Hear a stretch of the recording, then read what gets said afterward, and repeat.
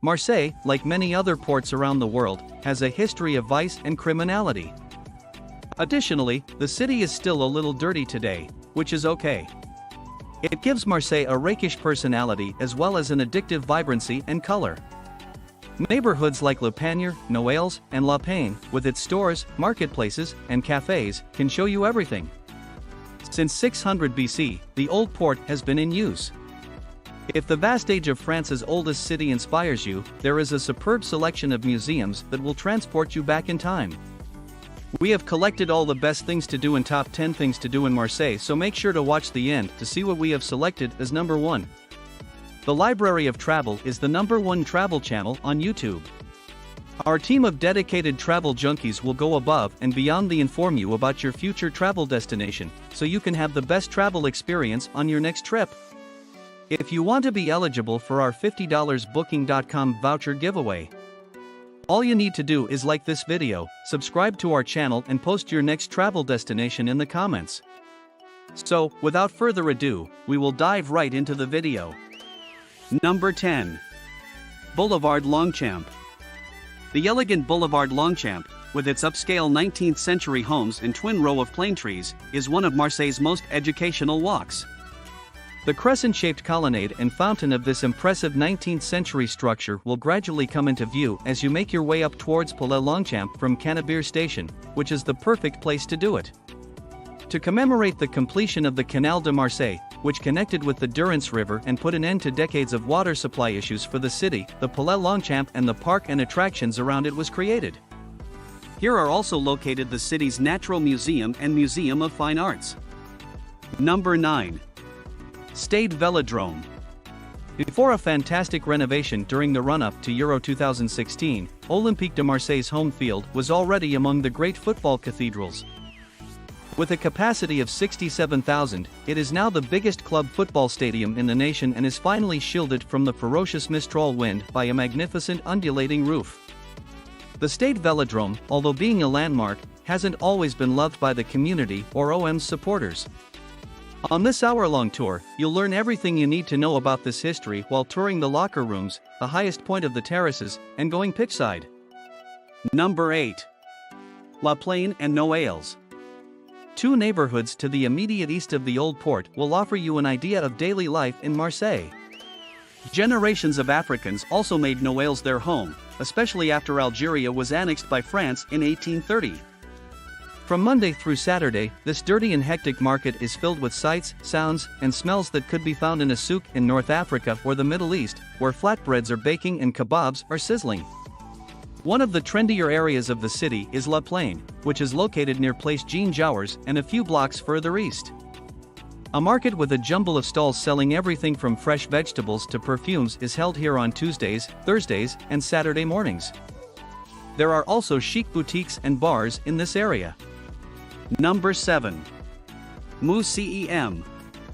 Modern Museum MOCM, which opened in 2013, revitalized a section of Marseille's waterfront near to the Fort de Saint-Jean from the 17th century. Although the architecture is stunning, it's hard to sum up what's inside. It includes art, photography exhibitions, and historical artifacts and serves as a sort of overview of Mediterranean culture and civilization.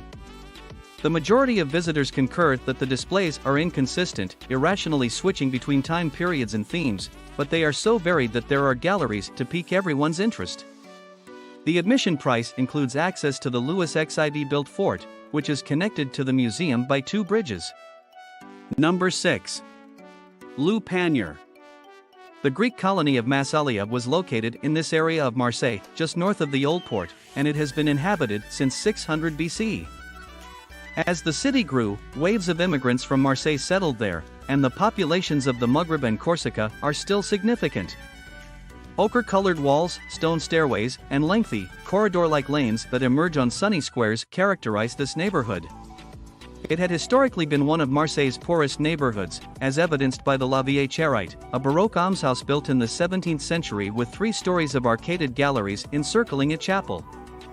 With independent boutiques, craft stores, cafes, and a ton of creative street art, it is becoming a popular neighborhood. Hi there, quick interruption. Our team is working extremely hard to provide you with this quality, well-researched content. You would do us an extreme favor if you can smash up the like button and subscribe to our channel. Back to the content again. Number 5. La Corniche. La Corniche is one continuous balcony next to the Mediterranean that winds down the coast for several kilometers from the old port, passing via beaches and eccentric tiny neighborhoods. You can drive it, but the sea air and breathtaking views of the Frial Archipelago and the Chateau d'If's towers in the bay make walking there just as worthwhile. The Vallon d'Offs, a medieval fishing port on a steep inlet bordered with dilapidated ancient houses and accessible from the sea beneath the arches that support the road, is one of the most remarkable sights. Number 4. Musée d'Histoire de Marseille. It can be challenging to comprehend the 26 centuries of history of Marseille, but this excellent museum close to the old port will help. The museum is France's largest urban history museum due to the extensive time period it covers. For history buffs, this means spending a half-day studying artifacts like amphorae, ceramics, sarcophagi, mosaics, architectural pieces, and the ruins of ancient ships. Maps and models depicting Marseille in all stages of its history are also on display in addition to this collection of artifacts dating from the ancient Greeks to the 20th century. The building also connects to an archaeological site including ramparts, port structures, and a necropolis. Number 3. Clanks National Park. The southern and eastern suburbs of Marseille border a region of extraordinary natural beauty. The Clanks are a group of rugged, white limestone cliffs and rivers that rise to enormous heights and drop abruptly to the ocean. These rocky beauties are accessible by both land and water. If you plan to trek it, you'll need to have a strong sense of adventure because the GR98 from Marseille to Cassis takes about 11 hours and takes you through some difficult terrain. Of course, the view compensates for the effort. Additionally, mini cruises and kayaking excursions with guides leave from the old port. If you can, attempt to get to Clank din Vauve's breathtaking cove. Number 2. Basilik Notre Dame de Lagard. This structure stands out against the old port's southern skyline and is difficult to overlook. It is a Neo-Byzantine church from the 19th century that is 150 meters above the water and has a sizable golden statue of the Virgin and Child guarding over Marseille's coastal villages atop its tower. The basilica contains the lower levels of a Renaissance fort that also had a chapel. There have been religious sanctuaries and watchtowers on Lagard for many centuries. Although there is a tourist train that runs frequently from the old port, the climb should not be taken lightly in the summer. It goes without saying that the view from up here is breathtaking. Number 1. Old Port. The enormous rectangular port of Marseille has been in operation for 2,600 years and is more of a district than a single attraction. Quays with wide promenades surround most of the former warehouses from the 18th century on 3 sides.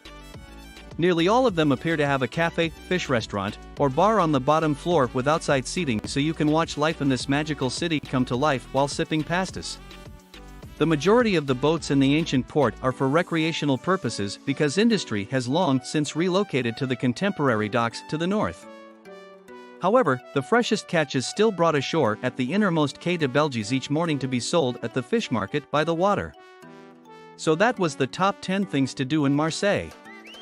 Which activity did you like the most? If you have found any value in this video, please consider liking this video and don't forget to subscribe for further videos. If you want us to cover another tourist destination, let us know in the comments. The one with the most mention will be highlighted in one of the next videos. Thank you for watching this video and see you in the next Library of Travel.